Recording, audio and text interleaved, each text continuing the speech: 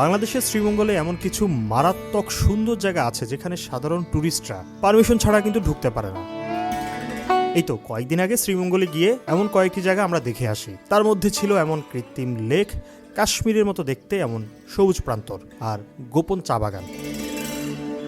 এই জায়গাগুলোর নির্জনতা দেখে আপনারা বুঝতে পারছেন যে আসলে ট্যুরিস্টরা এই জায়গাগুলোর সন্ধানই পায় না। আসলে এর বেশিরভাগই হচ্ছে ব্যক্তি মালিকানাধীন।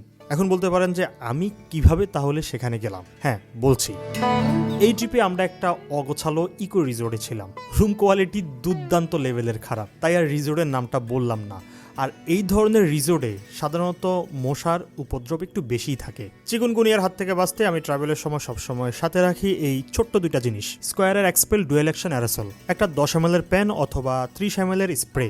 একবার ত্বকে স্প্রে করলে 4 ঘন্টা আমি নিরাপদ, এবং এগুলো ন্যাচারাল সলিউশন হওয়ায় বেশ স্কিন ফ্রেন্ডলি। তাই বলবো মশা থেকে দূরে থাকুন, প্রকৃতি থেকে নয়। ওকে, সাধারণ টুরিস্টরা শ্রীমঙ্গল অথবা কমলগঞ্জে গেলে ওই মাধবপুর লেক, রাস্তার পাশের কয়েকটা চা বাগান আর লাওয়াছড়া জাতীয় উদ্যান দেখে, আর হয়তোবা রিসোর্টের আশেপাশে কিছু অ্যাক্টিভিটিস। তো আপনার শ্রীমঙ্গল ট্রিপটা যদি একটু এক্সক্লুসিভ করতে চান তাহলে তো আপনাকে এই সকল জায়গায় যেতেই হবে। কিভাবে যাবেন? দেখেন, ব্যক্তিগতভাবে যদি আপনি পারমিশন নিতে পারেন তাহলে তো খুবই ভালো।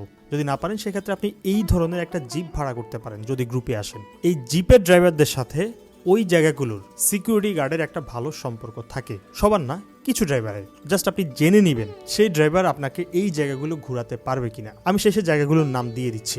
আর তৃতীয় উপায়, বা আমরা যেই উপায়ে এই জায়গাগুলো দেখার সুযোগ পেলাম, ব্রাকের অতিথি এই সকল জায়গায় ট্রিপ পরিচালনা করে, মানে তাদের ট্রিপটা একটু ভিন্নধর্মী হয়। আমরা জাস্ট অতিথির মাধ্যমে একটা প্যাকেজ দিছি, তারাই পারমিশন ম্যানেজ করছে। এই নিয়ে পূর্ণাঙ্গ একটা ভ্লগ আমি আপলোড করব। আজকের এই শর্ট ভিডিও থেকে বিদায় নিচ্ছি। টাটা।